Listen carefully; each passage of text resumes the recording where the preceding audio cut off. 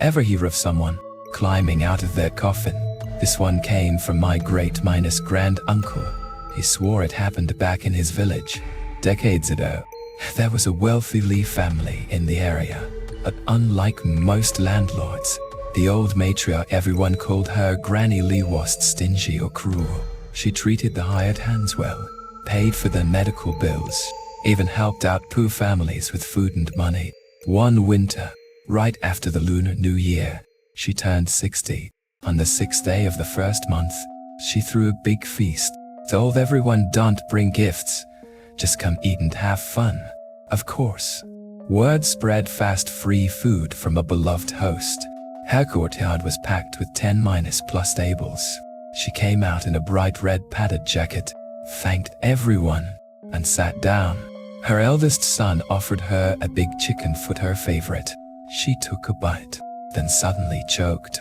Her face went red. She clutched at her throat and gasped. "I'm choking." Her son patted her back, tried everything, but she couldn't breathe. Moments later, she was gone. The celebration turned into a funeral. Her sons, heartbroken, prepared everything: spirit hall, fine coffin, burial clothes. All that was left was to have someone pick the burial site. They invited my great-grand-uncle, known for his skills in such matters. He looked at her, muttered a few words, and left to find the spot. Half an hour later, he returned and said, "Got it by the south ditch." The family froze.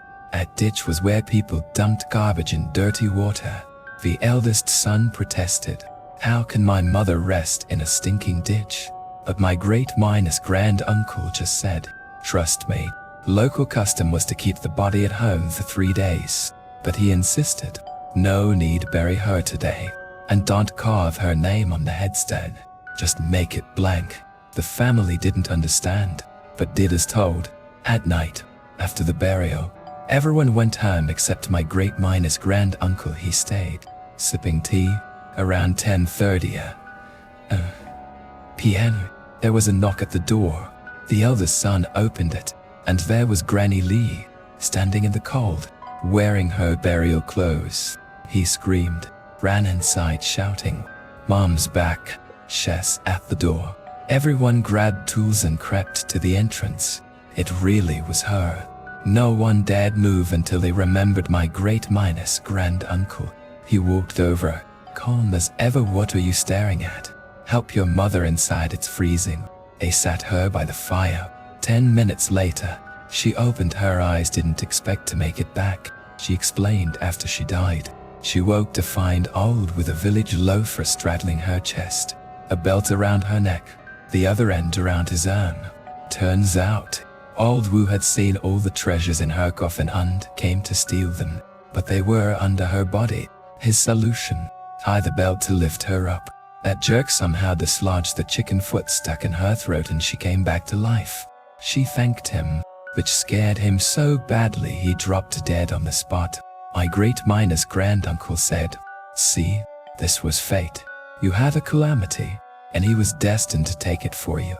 That grave, it was never for you, it was for him." The next morning, they chat. Sure enough, Old Wu was lying in the coffin, dead. All the burial goods, now his. Some things, you just can't fight when fate calls. It calls. So next time you hear a strange knock at night, maybe don't open the door too quickly. You never know who or what might be standing there.